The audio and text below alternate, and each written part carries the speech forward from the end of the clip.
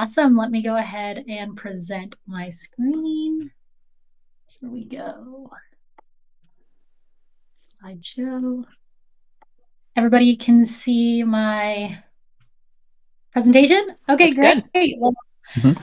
hello, everyone. I'm Alexa. I manage content at Customer.io, and I'm joined today by Giorgio. Welcome everyone. Here's Giorgio from Marketing Apps at Customer.io. We are here today to talk to you about how we created what we like to call the Netflix for Leads experience for our subscribers. Basically, how we created a tailored nurture flow for everyone that emulates a complex recommendation engine without actually having to build a complex recommendation engine.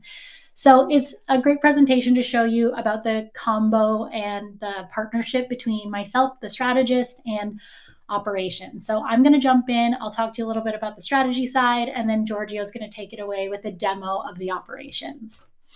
So let me set the stage for a second. Like, it's Friday night, you have a beverage in hand, you're ready to sit back and unwind, and you're not exactly sure what you're going to watch, but you pull up Netflix and then inevitably pause for effect is the perfect pick. It feels like Netflix read your mind. But of course, spoiler alert to absolutely no one, Netflix did not read your mind, but they do know what you watch. They know what you watch, what you skip, what you binged last Thursday night and are not ashamed to admit. And frankly, that is the experience we wanted to create with our content nurture campaign. We wanted that when someone gives us their email address in exchange for a guide or a report or a piece of content that we've created, we want the experience with our company afterwards to feel like we're delivering them something that they needed exactly in that moment. Like, wow, this is exactly what I needed right now today in their inbox. So of course, we don't have the complex recommendation tools that Netflix does, but we do have Customer IO. So, by using segmentation and engagement tracking, which is a teaser for what Giorgio is going to walk you through later, and of course, a little bit of strategic magic, we were able to emulate the Netflix experience for our subscribers. And I'm going to show you how you might be able to do that yourself. So, first of all, let's start with the actual strategy. This was an idea I had, and before I went ahead and executed it, we kind of needed a little bit of validation. We needed to know, like, if we go and we create this probably massive project, like, is that a good idea? Is personalization really that important? And luckily, the data here is validation enough. 90% of brands who answered a survey for our state of messaging report noted that personalization actually helps them build more meaningful relationships with their customers. And then on the flip side of that, they're seeing ROI. Brands that are using our tool and using techniques like branching or data-driven behavioral triggers are actually seeing higher conversions. So, okay, personalization actually works, but more broadly speaking, it's kind of just not a nice to have anymore. It is a need to have. Like, I look at my own user habits, and these are just two apps that I use regularly. Like, first one on the left here is Huckleberry. So shout out to all the new parents in the room. I know FeeFam is one, and so am I. This app here, Huckleberry, is incredible. You give it the data on your baby's sleep patterns, and it literally predicts when they should take their next nap. And when you are sleep deprived, you have no idea how helpful this is as a new parent. So obsessed with Huckleberry. But then on the flip side, I'm personally in the middle of a home renovation. We just purchased a home built in 1912, so it has lots of quirks. And so I'm absolutely loving all the inspo I get from my Pinterest feed. And frankly, this just shows, like, you expect that like brands and the companies that you work with and that you regularly use are leveraging the data you're giving them to deliver you content that is what you need and is tailored to what you're interested in. Okay, so we're validated. We know that this is the route we want to take, but the question now becomes, how do we then actually figure out what people want? Well, luckily for us, we have kind of a signal through the noise already. Someone, like I mentioned, gave us their email address in exchange for a piece of content.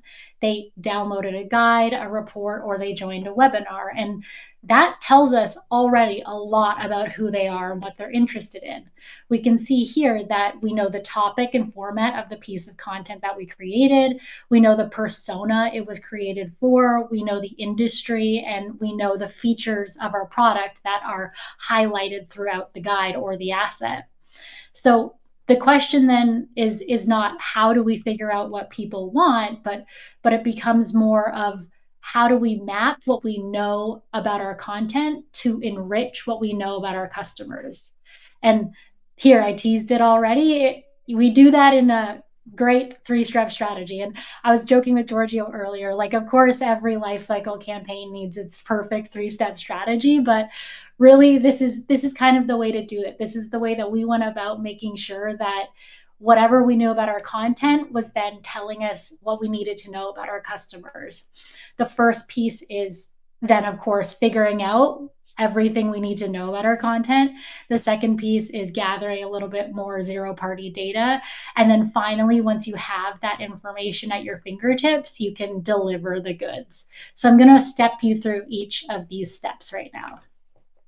Okay, so we're trying to map what we know about our content to what we know about our customers. And the first part of doing that, and shout out to the spreadsheet people in the room and also to Notion. You're probably seeing some Notion screenshots here. We're big Notion users over at Customer.io.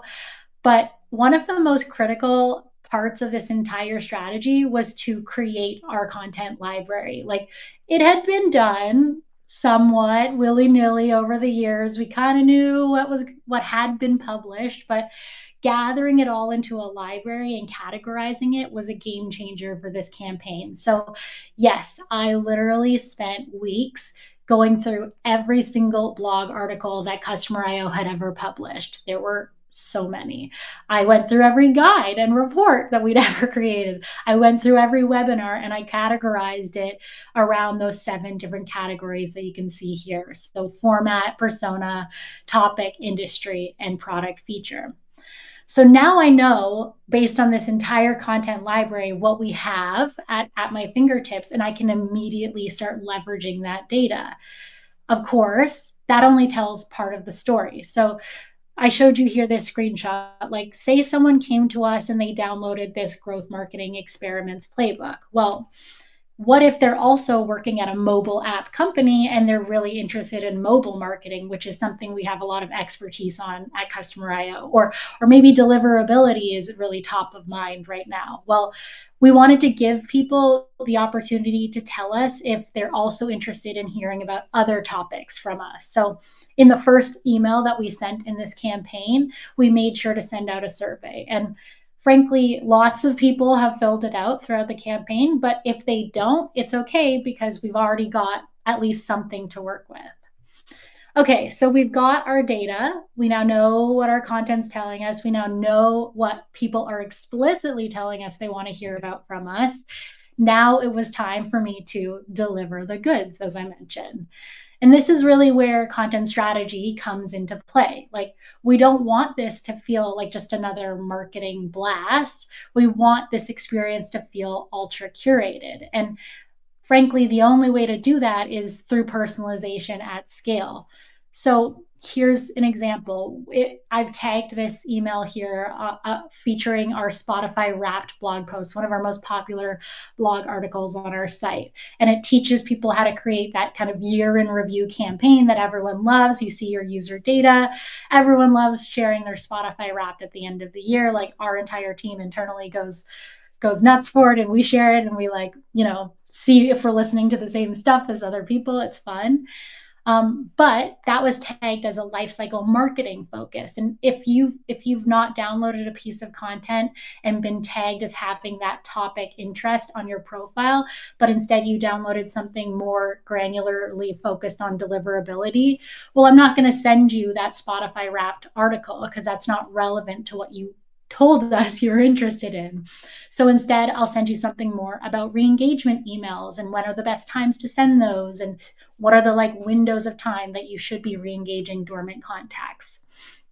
So for every single email in our campaign, we created like a minimum of 7 versions. We segmented by topic. Sometimes we segmented by persona. There's lots of different variations, but for a total of 67 emails. And that's really how you create this personalized experience. But as I mentioned, there is a 3-step strategy, of course, that we went through, but that really is actually only part of the picture. In the end, like you do need to execute personalization with a purpose because, as I've mentioned throughout this presentation, this is in fact a nurture campaign. Like we do have a goal. We're not like personalizing content for the sake of personalizing content. We're truly trying to nurture people towards becoming customers. We want to show up in a way that feels ultra tailored, feels purpose made for them, so that when they are in a purchasing mindset, they think of that company that delivered the content that they needed at a time when they were struggling with something. And so that really helped frame what we sent instead of just, I'm sending you any kind of content that's tagged with lifecycle marketing or any kind of content that's tagged for the marketing persona. Instead, I started aligning more of the content with the customer journey throughout the campaign. So we sent a smattering of emails that we call credibility focused emails, which would be case studies and customer testimonials. We also sent emails that were with the goal of driving action, like signing up for webinars or viewing product showcases and taking surveys, telling us a little bit more about where they are in their journey with us. And then, of course, those pure educational emails where we are just giving them more relevant content to what they originally downloaded when they gave us their email. So by layering personalization in this way, by making sure we're aligning it with the customer journey, we obviously need to be tracking those actions. And I'm kind of teeing you up for what Giorgio is going to talk through later, which is how do you actually find out and score people in a way that so that they are moving through the content journey. So I'm going to pass the mic over to Giorgio now, and I'll let him take it away. Amazing. Thank you, Alexa. So yeah, when we started like planning how to actually execute this content nurture at scale, the first thing that come to our mind was, okay, we got the content in place, we got the assets, we need to find a way to make it modular, but we also need now to be able to score the signals and actually use those signals in a thoughtful way that can we actually pass the data to our sales reps or even share the data across multiple teams in a centralized place, which in our case is our CRM. So in these slides, you can see that we essentially tackled this project in 3 stages. We touched on engagement scoring. We built a model based on all the behaviors, all the signals. How are we making increments? How are we deducting points on a daily basis? Then how the content nurture campaign actually living in customer IO can be modular, easy to scale, easy to test, easy to personalize for anyone in the team without any high expertise or when it comes to technicalities. And then all the data needs to be live, always fed to our CRM, to Salesforce. So now I'm going to share my screen and I will walk you through how you can build this using simple a few campaigns in Customer IO.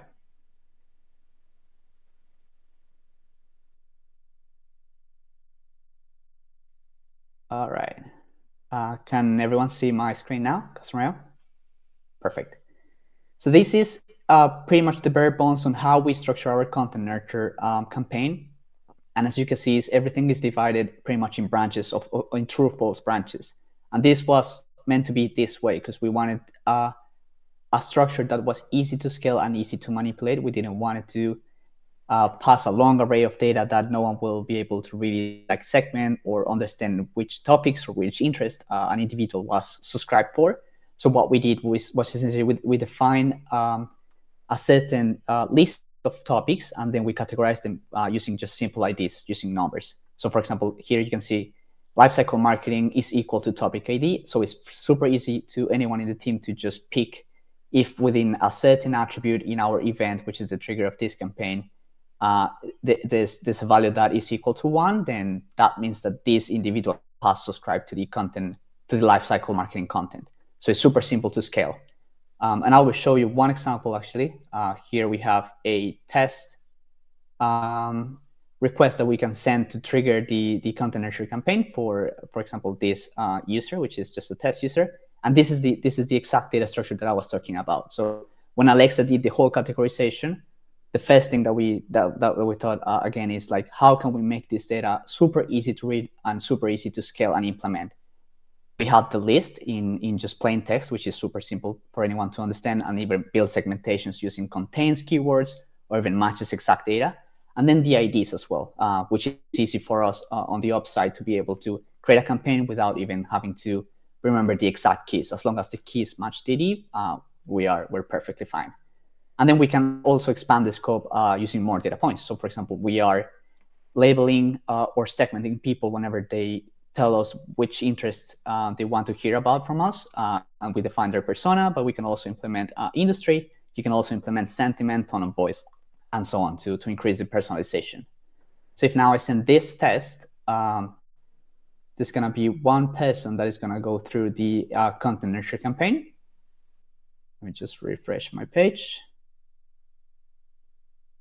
There it is. It went through, and if you remember the data structure that we had topics 1, 4, and 3. So first decision branch will take them to the true path, then again through, because they had 3 again. So I technically just received this email, and this is my user just waiting 2 days before we actually evaluate again new content topics, and then we can move forward.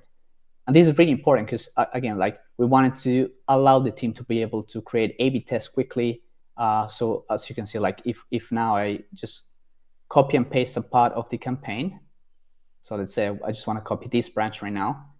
It's super easy for the team just to add it to the bottom of the next decision after the 2 days time delay that we established, and then just change whatever ID they just want to evaluate. So if now they want to evaluate 4, which will be equal to data.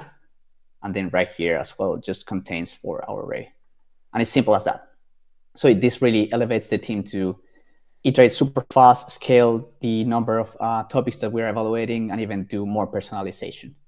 But now once we had this campaign all set up, the second most important thing was, how can we translate all the signals and engagement into actual metrics that we can see, evaluate, score, and even use when it comes to sales or marketing decisions. So we also built an engagement score. And the way we structured this engagement score was, again, another campaign in flight. We are using one single event in this case. We just called it for this test engagement activity. And then within the engagement activity, we're passing all the details to tell us about like what context was the engagement activity, how many points, what is the topic that they selected. And I prepared one example of the content nurture interaction. So for example, gated content download. And as you can see, it's the same structure. We're just triggering one event into this user's profile.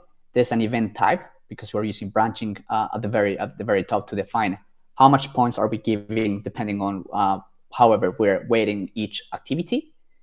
And then there's some context, which always comes handy for anyone that is looking at the CRM and doesn't have all the context about like all the activities that we're using to score people all the way in content nurtures or other initiatives.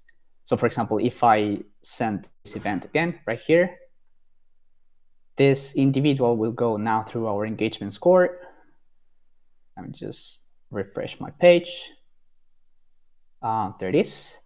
I will see that it went through the gated content download piece of the event type, and then we just updated their score. So we defined it a score system that, depending on again the however we are planning to weight the signals and the interactions, giving them different score points. So in this case, gated content download, we just gave them 4 points.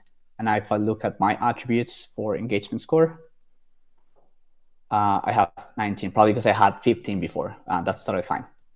So I just wanted to show you like how can you easily replicate this. You can always use the same actions that you established to either update your individual And then let's see, this one we want to, this branch is meant for a content nurture interaction. So we're just gonna, depending on the email that we want to evaluate, let's give them 15 points. Perfect. And then right here, I just got my email. So if now I interact with my email, in this case, we're tracking every single link using URL parameters. So it's super easy for us to understand who's clicking who's clicking the links essentially. And then if we come back right here, we should see that my user just went through a new journey of a new engagement activity. Let's just refresh the page.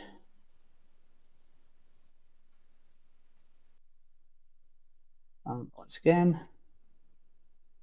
Oh, there it is, 5 seconds ago. And in this case, because we passed the content nurture interaction, it went through the new action to update their score of plus 15 points. We were at 19. And then, yeah. So if the last part of this is essentially now that we have a modular content nurture strategy, we have an engagement score system that is really scalable because we can just plug new signals or new interactions and then just weight them differently depending on what is our score strategy. We can essentially send the information to the data points to the CRM. And for this example, we're just using our integration, our native integration with Salesforce. So we're calling an identify action, and we're passing the parameters, the engagement score and the engagement context. And right here, I have my source. So we should see actually 2 identify actions. Here it is. With the context. So this was an email interaction, activate your data, amplify your results, and the context is these emails highlights the importance of data-driven messaging for better engagement and operations. And my score is now at 34. So this source right here is connected to our destination Salesforce sandbox. And if I take a look at the data out, I can see that my lead matches my email just got this updated. So in real time, we can go back in Salesforce. This is the lead record that matches the email. And if I just refresh my page, we should see our score updated in real time, and then some context for all of our teams to be able to take informed decisions based on the signals that we're passing in real time.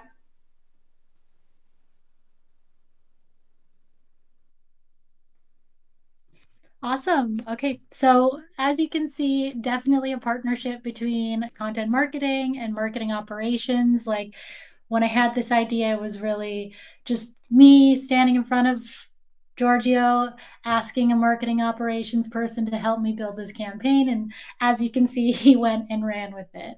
So, there really are, just some next steps that we are like hoping to do with our campaign, and they're not huge. So Giorgio, why don't you take so as Alexa was just saying, like we want to do personalization at scale, but that is meaningful personalization. And we have seen a lot of companies and a lot of lifecycle marketers use AI to compose the content within the emails or even within their content strategy. But we really want to take AI in a sense for trying to identify what is the sentiment or what is the communication method that a user might like depending on past interactions, and then layer that on top of the content nurture campaign that we already have and can scale based on that. So, and we can actually use our native tool for just segmentation and then also events. And then within hyper personalization, the full goal, I guess the ultimate objective is increasing engagement. And we really thought about gamification to include that in our content strategy, because it will be really, really interesting to see and try to define and make sure that our audience that is following the content nurture is interested in all the topics that they subscribe, or we are even recommending based on their patterns. How can they also interact with them and actually help us boost and tailor our content strategy in the future? Awesome. So thank you all so much. If you have any questions, pop them into the Q&A. We do have questions, which is very exciting. I am going to tee some up for you. Okay, so this one, I think we're all wondering this, including myself. Do you use dynamic content, or did you really create 67 versions of the email? What would you recommend? So we did create 67 versions or 67 emails, but we also used dynamic content and snippets. So there are pieces of every email that we use snippets that to trade in and out based on a customer data point, but a lot of the actual email content itself was bespoke and original. So we did end up building 7 versions of each one. Yeah, and just to add that, like it is a trade-off. Like when we first did the how much emails do we need actually to create a personalization at scale, we were talking massive numbers, like numbers that we were not able to do, like even in 1 year of working, just full on creating emails. So we could get up to a compromise for was like, okay, we need these minimum versions, and this is going to guarantee that all the tracking and signals that we're passing through customer IO to our CRM to inform all of our teams are going to be super accurate because they're going to get the context that they need to take their decisions. Yeah, and just to clarify, like we're using Liquid obviously for the personalization and for the dynamic content to display. So that answers, I think, yeah, Crystal's question there. That's what we're using mainly in our personalization dynamic piece. Mad props to you both. Took a long time, but it was worth it. I'm very proud of you both. We have this one here came in through a DM. The audit of your campaigns is a good idea. Our org hasn't done one in a while. Did you end up deprecating content? And then this is, I guess, a secondary question. How did you get buy-in? Yes. So we did end up deprecating quite a bit of content. I want to say, I don't know, probably like 25%. So that's like a lot of content, really old. Essentially, to get buy in on this project, what it really came down to was we have a gap. We're not necessarily nurturing individuals in the way that we should be once they give us their email address and download a piece of content. So that already there was that it was identified across the team that we needed to do this. And so the process for doing that was kind of up to our team to decide, like, how do we want to create that experience. And inevitably a content audit was needed. Again, we hadn't done one fully in years. So we needed to get that library. We needed to know if we're going to be sending someone content relevant to their topics, well, then how do we just pick and choose? No, it'd be great if we had a library that we can keep updated and pull from. So to answer your question, buy-in was already there because there was a big gap. But the process was really something that I advocated for. Love it. Good luck to everyone out there trying to get buy-in. We were lucky enough to already have it. Okay, we have this one from Parker. I know we're at time, but right after this, we're going to be presenting the Unpacked Awards, so we've got some wiggle room here. This question from Parker, I'm surprised you go to a direct PDF download since PDFs are not the best experience on mobile. Why PDF instead of a landing page? So essentially with a landing page, like I'm assuming you're asking why are we PDFing our content and not making it like a dynamic page? Well, we are doing that for some of them. Some of our content formats range from PDF downloads to pages and dynamic landing pages that you visit. We've experimented with both.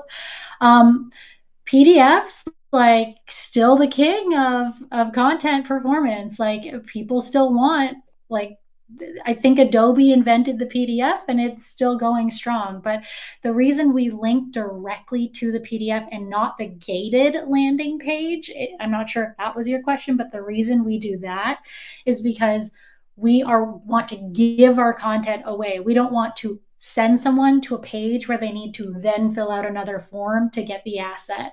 Instead, we want to just give them directly access to what it is we're recommending them read. A very good answer. Accessibility in a way. We've got this one here from Brittany. How do you balance creating these nurture campaigns and an already robust deployment content calendar? We send multiple emails throughout the month with varied resources to our audience. Thinking about another campaign in tandem with 67 emails seems like we need double our teams. Or maybe you just need an Alexa and Giorgio. Maybe. Honestly, you will need to dedicate time and resources to this. Giorgio, you're managing so many projects all the time. And I really like it. Kind of goes back, we're going full circle back in a way to Phil Newton's advice of like getting buy-in and creating collaboration from silos to synergy. Like I had to work really heavily to convince Giorgio to focus on this project and get it out the door. But to your question around creating nurture campaigns versus sending, more at like I guess broadcast style emails regularly, is nurture is evergreen. If you build it, it will be live. It will live a lot longer than your blasts that you send out once or twice or three times a month. So spending the time dedicated to doing that is actually going to save you time and resources in the long run. I think doing both, having a mix of both, is obviously the best, but I would definitely advise to creating something that is evergreen and that can live, that you don't have to go back and change all the time, or you don't have to go back and constantly be tweaking, like, oh, it's Wednesday, I got to get that newsletter out. Well, I don't have to think like that. If I'm taking Wednesday afternoon off, my emails are still running. So it does save you time in the end. I know Andy King from Email Love did a presentation last year on like his evergreen welcome onboarding series. And so if you're looking for any kind of additional content, those that are in the audience on this type of topic, I would highly encourage you to go to YouTube and take a look at it. I think that's it for questions. Thank you, Giorgio and Alexa, so much for joining me here. Again, Giorgio, third time. You're like a celebrity on the stage. Thanks for and having thank you us. so much, Alexa. I love listening to you present.